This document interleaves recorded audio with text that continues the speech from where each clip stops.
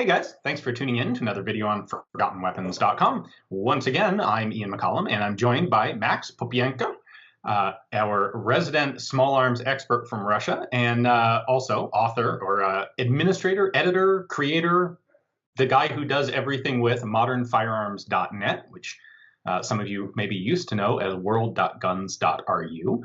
And today, I think we're going to talk about the 9x39 cartridge and all of the guns that are associated with it. Right, Max? Yeah, hell. All right, take us away.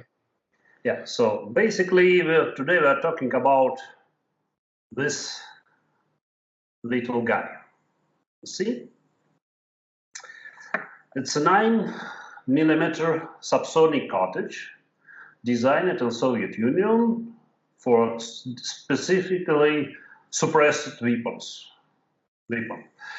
So the story actually started in about 1960. At the time, Soviet Spetsnaz, Soviet Special Forces, used standard AK or AKM, new AKM assault rifles, equipped with suppressor, it's called PBS, or later on PBS-1, and they shot a special 7.62 US ammunition, but it was not like United States, it was US umenьшенная скорость, reduced velocity. So its cartridge was loaded with a 12 gram, it's about 185 grain bullet with subsonic velocity, and it was effective to say 200 meters. So if you need to go from a standard operation to subsonic, to suppress it, you just had to screw on suppressor on your AKM and change magazine with US ammunition and go hunt enemy sentries or guard dogs and so on. Problem was that to actually be able to cycle the AK action, subsonic ammunition had a low pressure. So the suppressor had rubber baffles, rubber washers without holes, so bullet went through when the rubber sealed up, creating sufficient back pressure to cycle the action. So in best circumstances, the service life of a single rubber baffle was about 200 rounds. If we had to shoot in full auto or in winter when it's cold, it significantly decreased, so you had to change it often. Also, because of different properties of rubber, the accuracy suffered. So, but basically, dispersion increased by 2. So, it was not really good accuracy. So, about 1960, the Soviet Spetsnaz asked for something more accurate, better accuracy. And initial work was, okay, well, let's design a specific subsonic cartridge.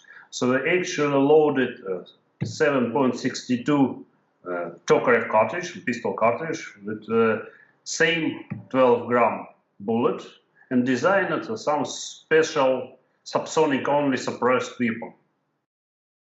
But the problem was it was not so accurate, not so effective.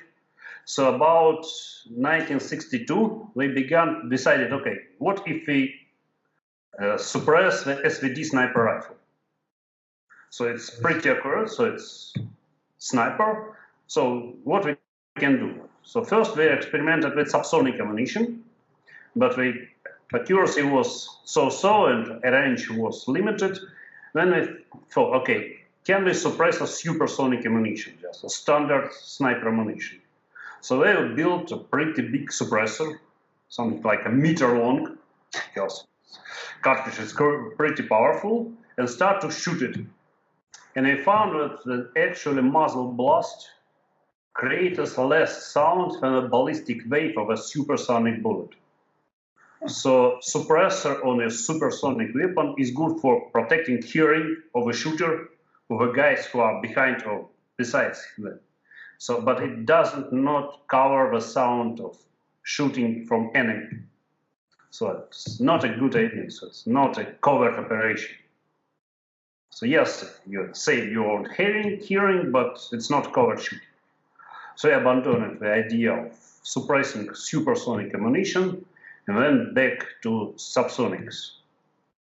So by about 1966, they did some calculation, and military wanted to be able to go through contemporary bulletproof vests, like soft Kevlar vests.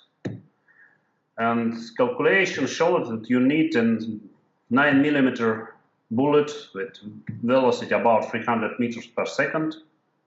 And there was slow work going in this direction. But when, in mid-60s, a lot of work, a lot of effort was put into development of small caliber 5.45 caliber cartridge. So military said, okay, forget it. So we have a new cartridge. We want a new subsonic cartridge that's based on the same case, the same caliber, like our new one, 5.45. Problem was they never were able to get a good, effective, small caliber subsonic cartridge. They did one, and they tried to use it in Afghanistan, but it failed because it was a 5-gun bullet. So its killing power was poor, so its accuracy was bad, and so on. So following initial experience in Afghanistan, understanding the need of Spetsnaz operation, special force operation, covert operation behind the Mujahideen lines and inside Mujahideen controlled territory, military again asked, we need a dedicated subsonic suppressed weapon for long-range shooting. Basically, so they started in 1983. Military started Vintorez research and development program. Vintorez in Russian is free cutter, but it has no specific sense. It's just one of endless list of code names to confuse the CIA, MI6, and all the rest of international services who may heard the term. So we wanted a subsonic, effective sniper rifle, semi-automatic at least. And we started to finance research at SNI Tashmash in the city of Klimovsk, prime organization which works on special forces weapons in Soviet Union. 2 years later, military thought, okay, maybe we need not hunt only Mujahideen, also we may be operating against NATO forces, and those guys are wearing body armor and helmets, and we also need to suppress that weapon to deal with like guards of some NATO installations in Europe or everybody else, and we need to silently kill guys wearing steel helmets and body armor. So we need a suppressed assault rifle with armor-piercing capability. And they started Val research program with request that it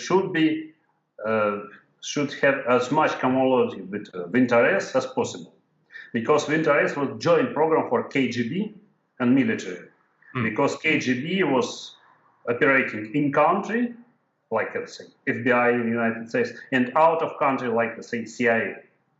So we need suppressed weapon for, say, anti-terrorism work inside the country and for some specific work outside the country. Military wanted the same, but only out of country, but we need to operate against NATO militaries and maybe some third world militaries. So it was interlocked program with different interesting parties agreeing on some common requirements. It gets really difficult when you want both subsonic velocity and armor piercing. Yeah, so it took a lot of effort and development. So basically, the first was the sniper rifle. So in 1985, the design was finalized. It was a 9mm cartridge, filling about 16 grams, 250 grains, jacketed bullet, boat-tailed bullet, at about 295 meters per second, or 970 feet per second. So it was this. See, this is it. It's jacketed bullet. It's not. It's sniper bullet, but it has a steel tip inside. Mild steel, weighing about 3.5 grams or 50 grains, and the rest is lead. So see, it's pointed, boat-tailed, and it was loaded into the case based on 7.62 X39, but necked up to 9mm. Let's see if I put it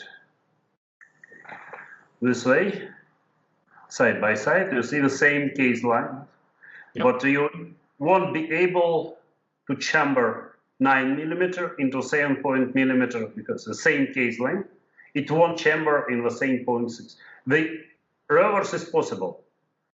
You can occasionally chamber 7.62 cartridge into 9mm weapon and actually fire it. But the worst thing you can achieve is bullet. It will not touch the rifling. It will tumble a little and can damage the baffles of the suppressor. But it will be not a catastrophic damage. You'll just get your ass kicked by your sergeant or your by armorer. But you will not be blown up on a fire cloud. So the armor piercing, like I said, was a more complicated solution. So actually we found that to get the best performance, you need a semi-jacketed bullet. If you see closely on the cartridge, the tip is exposed. It's a tool-grade hardened steel. You see, it's not a pointed tip. It has a flat tip, slightly blunt. So we did a lot of experimenting to find that this works best for penetrate. So when it hits an armored panel, it shreds the jacket. It only hardened steel penetrated goes in.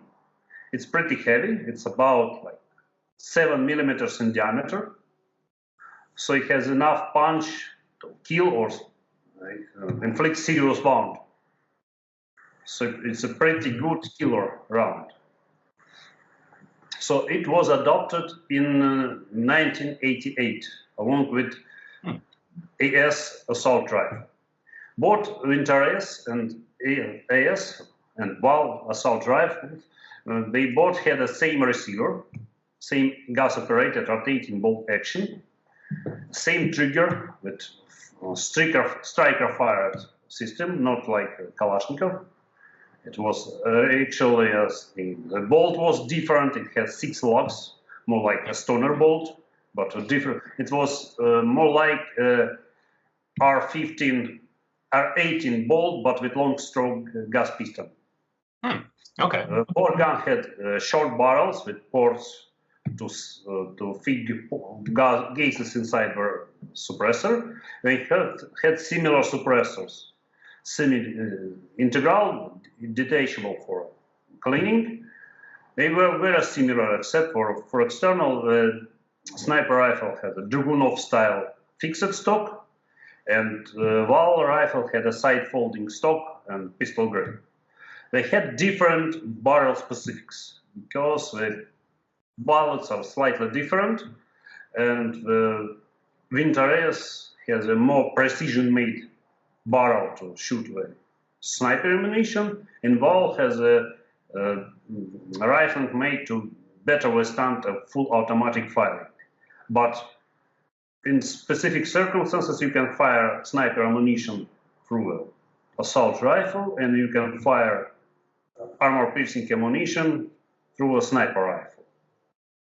Now, those were issued to the KGB special groups like Alpha, like Wimble, and to the military Spetsnaz, and mostly recon groups and so on.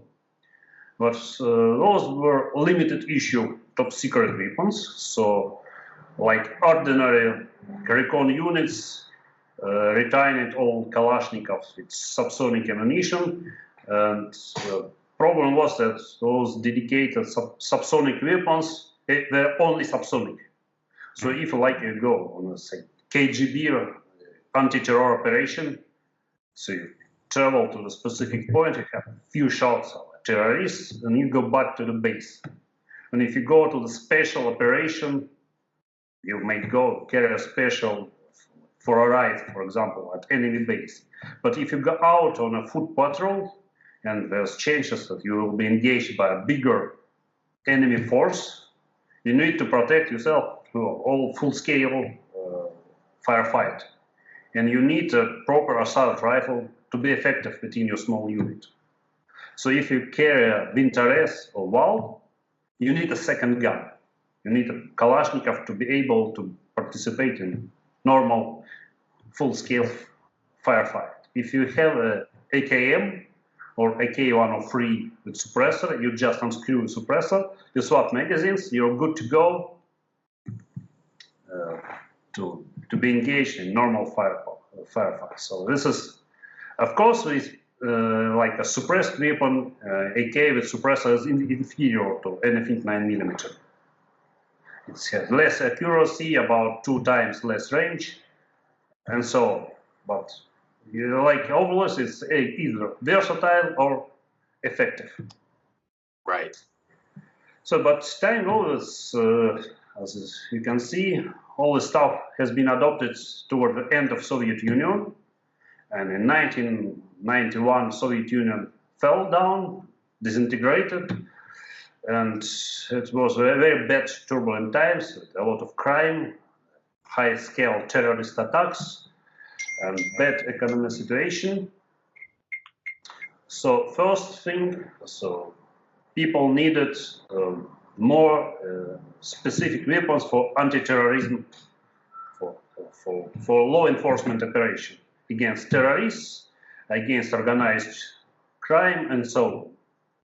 So during late 90s, several design bureaus began to develop like less expensive law enforcement specific weapons for use in a situation where standard Kalashnikov or submachine gun is not sufficient. So most work has been made in Tula. There were 2 separate at the time organization.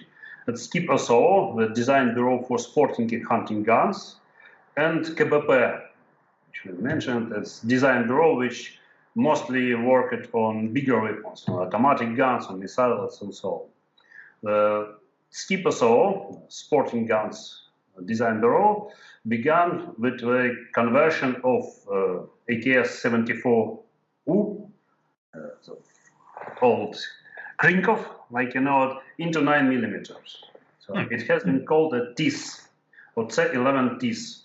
So basically, they took the AKS-74U, which has been made at Tula Arms factory. They changed the barrel. They designed a new proprietary magazine for 20 round capacity, and tried to sell it to the law enforcement. They probably sold a couple of 100 copies because it had very little manufacturing capability. It was semi-handmade. And then someone made, okay, so it's conventional rifle is not cool enough. So our guys going against heavily armored Chechen terrorists, so we need something more powerful, more cool. And toward the end of 90s, we designed the Groza assault rifle, which is most famous thanks to various computer games. It's a Kalashnikov-based bullpup of modular design, which can be used as a short assault rifle with a short barrel and forward grip, as a suppressor weapon with big suppressor screwed on, or like an assault rifle with grenade launchers strapped under the barrel for like serious work when we have to knock out doors before going in. They made several hundreds, 400 or 500 of Groza kits, but they were not very popular. for several reasons. First, they were expensive. Second, there was lack of spare parts and especially magazines, because magazines were proprietary and getting spare magazines was a real headache. Also, you see it was a bullpup based on a Kalashnikov, so ejection port was right under your right eye. The Kalashnikovs are known for seeping powdered gases out of ejection port. When you're firing with suppressor, there's a lot of smoke going out of ejection window right into your face. And that's not a fun. I heard people who shot a couple of magazines, they were like whole face black from the smoke. It was certainly not a fun. And finally, with the grenade launcher, it was designed with a man who never was in real combat, who approached the gun like a technical, like engine, or like a technical task which had to be solved with specific weights, strength, and so on. The problem was that the grenade launcher and assault rifle had a single trigger and a switch to change between grenade launcher barrel and assault rifle. So if you switch it to grenade launcher and suddenly a terrorist pops out in front of you, you had to use your left hand to turn the switch for 180 degrees before you're able to shoot it with bullets and not with grenade. So, and overall ergonomics was pretty bad. Fire selector was on a traditional Kalashnikov location, so somewhere above your right shoulder. So those best, those guns were best known for computer games. So are still resting in many armories, law enforcement, like special units, but we pull it out mostly to just for fun, photo shots, or just to shoot a couple of magazines, because in practical life was not effective. The Klimovsk designed Vintorez and Val extended this line first with SR3 Vichar compact assault rifle. It was designed on specific request for VIP protection teams. So, and they understood that a 9mm round is very good man stopper, much better than any 9mm pistol ammunition. And even without suppressor, it's not so loud. So it won't pop your eardrums if you shoot it indoors. Of course, it's not pleasant, but it's not so bad like shooting 223 or 5.45 indoors. But at short range, like 50 meters, 100 meters, it's really good man stopper. So I asked it, okay, guys, made us a very compact, easily concealable assault rifle, which we can put under the coat, just bring it in cars to protect our VIP persons, or maybe use it for special law enforcement operations, when the guys undercover had to go and hunt some terrorist or organized crime. So we designed it with SR3. So initially it had a very compact design. It has, instead of traditional charging handle, it has two very small sliders, so you had to grip it with 2 fingers, pull it back, and had very compact top folding stock. And actually early prototypes had a spring-loaded folding stock. So when you put out of your jacket, you just press release and stock unfolds automatically. So you just bring it. But we had a demonstration for some generals, and one top-ranking officer essentially pressed the release and got hit in the face with unfolding stock. It was not a fun for him. It was not a fun for people who were performing the demonstration. So a spring was left out of design, but it was still top folding, very compact stock, and weapon was pretty small, handy, and really effective as a concealable short-range personal defense weapon, VIP weapon. But short time after, okay, so, but what if you can add a suppressor and get actually more versatile weapon than Vintorez or Val? So you pull out the suppressor, you get a short, very good CQB weapon, select fire, better than any submachine gun. You screw on a suppressor, you actually can operate silently, and maybe you can put up a red dot or low magnification optical sight and get some sort of, not sniper, but good accuracy for single shots with suppressor. So actually they created SR3M compact assault rifle, and this is really good weapon. It's probably not as reliable as Kalashnikov. It certainly requires a lot more maintenance and care, but within its specific niche as a PDV weapon or as CQB weapon, it's really good. It's quite effective at, say, up to 200 or 250 meters. It can shoot armor-piercing ammunition. It can shoot ball ammunition. So it's effective against bad guys wearing body armor or hiding behind the car bodies or behind windshields.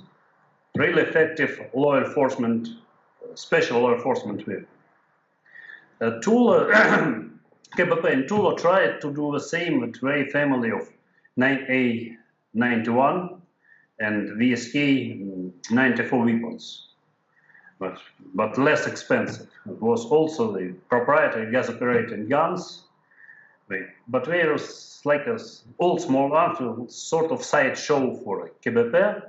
So they made a few, and right now we are not producing them anymore. So we have few still in use, but SR3M and like VSS and AS are still produced, still used, still most used 9mm suppressed weapons in Russia, and they are also used in some former Soviet republics.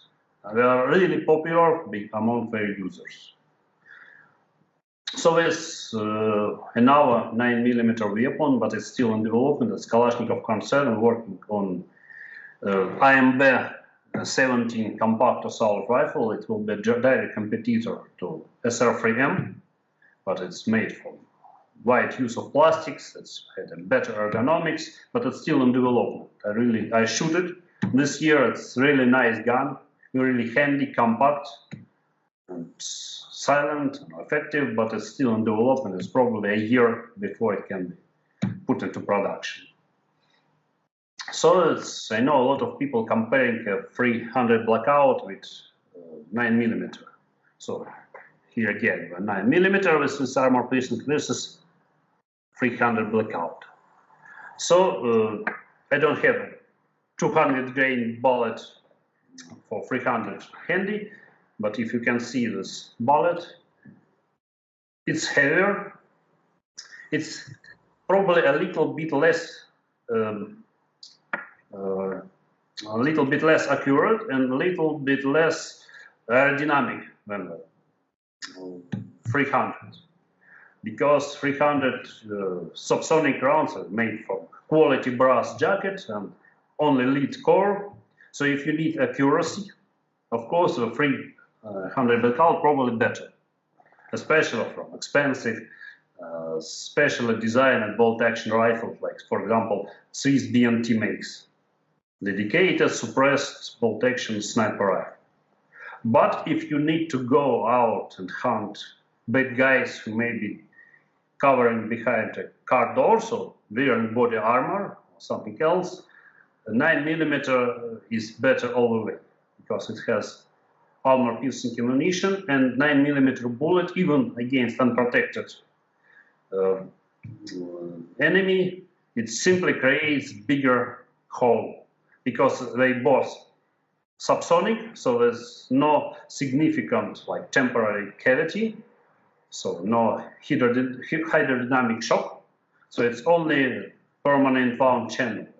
9mm is better than 7.62mm. So it's again balance. So for some niches, 300 is better, especially if you want to do some target shooting, like commercial, civilian. But for military use, 9mm is probably better.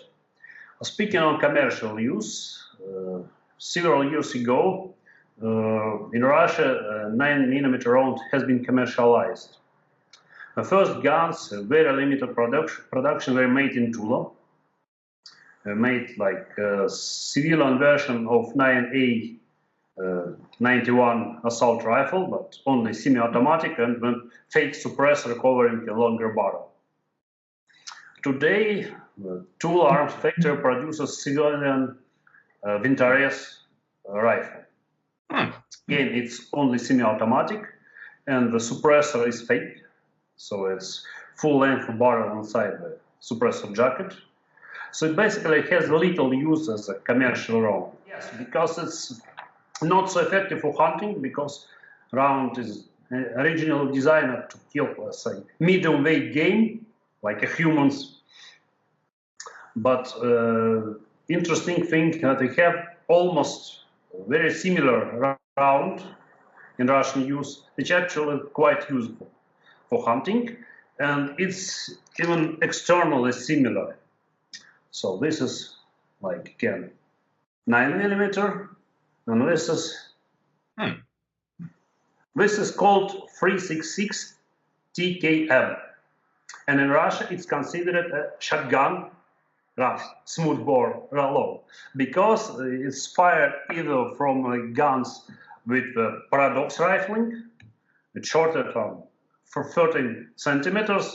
If it's paradox, it's considered legally considered as smoothbore shotgun, or with Lancaster oval bore, it's also considered shotgun. So this is actually shotgun load. It fires various bullets, light, heavy, subsonic, supersonic. This is one. Okay. So actually this load, so this 366 TKM, is really popular in Russia. It's used in several Kalashnikov-based weapons, also in bolt-action rifles, shotguns, sorry. And actually, Molot produces a copy of Vintorez in 366. It's not suppressed, again, but it's like a shotgun, a smoothbore version of Vintorez. And this load is really popular in Russia, especially because it's legally smoothbore, so you don't need to wait 5 years to get a rifle license.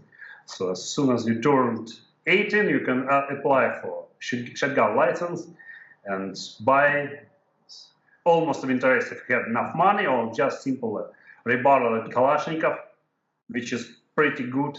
It can be used for hunting, for self-defense, for plinking, and even for IPSC. But 9mm is mostly military special purpose round, and in civilian market it's mostly purchased by collectors, by people who want to check it, just to have something cool, Spetsnaz-like, and very safe. Okay. So if you have any questions for this story, go ahead. Nothing specifically that comes to mind. It's interesting that the Val and the Vintorez are still in production. That's cool.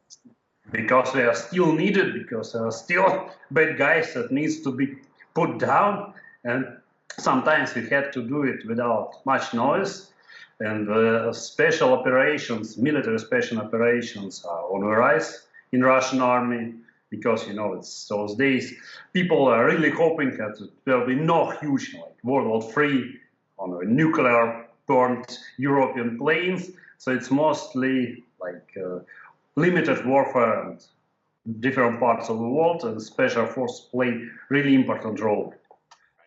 All right. Well, that was really cool, Max. Thank you very much for taking the time again. I know there are a lot of people interested in 9x39 over here, and there's not that much information on it. So hopefully you guys enjoyed the video. If you did, of course, make sure to check out Max's website, of course, modernfirearms.net. We'll have a link to that in the description below. And Max, I look forward to our next chat. Yeah, I'm looking forward to it too. Okay, guys, and feel free to ask questions in comments. I read them from time to time.